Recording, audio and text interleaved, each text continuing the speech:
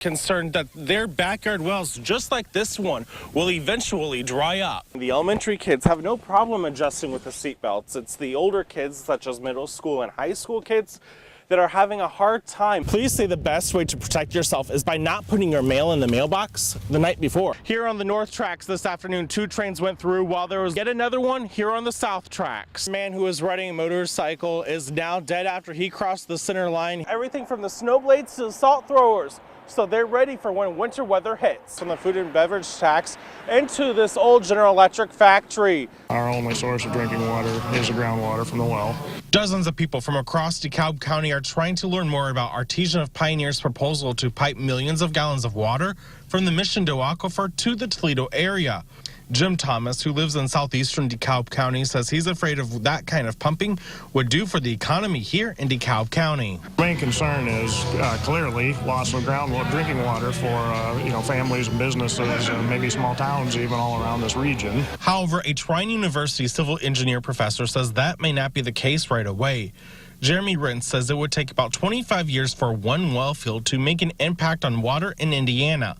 That's why Pat Kenzie, who owns a home near Garrett, says she's not worried for herself. I think this is really important for our future generations. We may not be bothered with it right now, but I have to look ahead.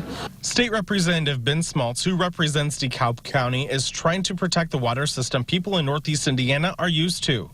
That's because the Indiana DNR shows the aquifer spreading into LaGrange and Noble counties, which isn't represented in many maps from Ohio. Our lakes are held in place by hydraulic pressure and springs, and what happens to those as that pressure could be released? On August 13th, Artesian of Pioneer CEO Ed Kidston, who also is the mayor of the town, told me the water from the region is already going to Toledo. He's just planning on making a shortcut. We're not taking any water at all. We're just taking the water up here and filtering it before we put our waste in it. That's because the St. Joe River feeds the Maumee and heads to Toledo.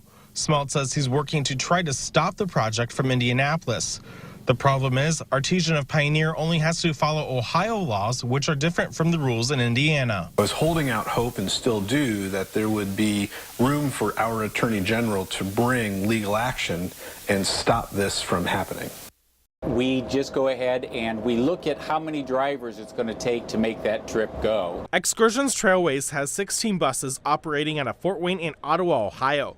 CEO Tom Bezos says fewer people in this seat means they aren't taking some trips. Groups are calling and they want our coaches, so we don't want to overbook and then not be able to deliver. That's why Bezos says they turn to the big job boards, hoping to find someone so they don't have to put the brakes on some runs. Have motor coaches sitting, because if we're doing DC trips, it's going to take 2 or 3 drivers to move those groups out and back.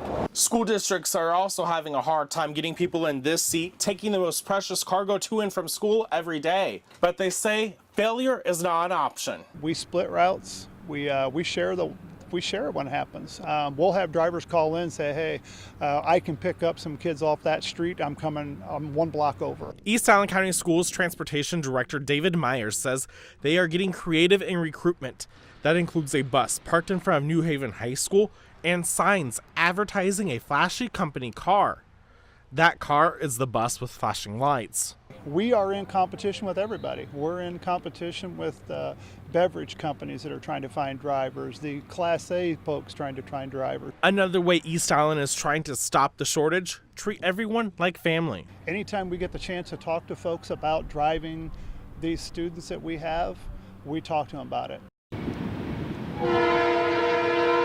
The train whistle blows through Butler several times a day. Jennifer Venezia lives near one of the many railroad crossings in Butler. Disturb my daughter from sleeping. They come and stop in the middle of the road, which is stop traffic, which is crazy. And for Butler Police Chief James Nichols, it comes down to safety. What if we have someone at the elementary school, we have a small child breaks their leg, gets hurt, and we have to reroute ambulance traffic all the way around the seat. The problem is so bad here in Butler, you can actually be stuck between 2 trains. Here on the north tracks this afternoon, 2 trains went through while there was yet another one here on the south tracks. That's why Nichols and other police chiefs in DeKalb County are urging people to report stopped trains directly to the Federal Surface Transportation Board. We're hopeful that our legislators will see that it is quite a problem, not just in the Butler community, but throughout the county and the state of Indiana.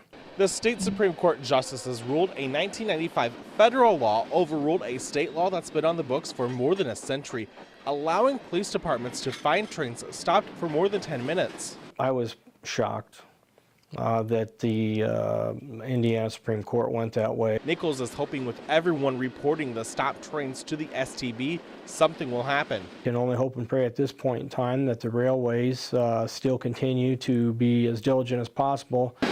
Now Venezia is just hoping the trains will keep moving. I just don't understand why they don't have like a stop time where they have to deliver all night long. Now, if you do see a stopped train, we have a link to report it on our website, WFFT.com.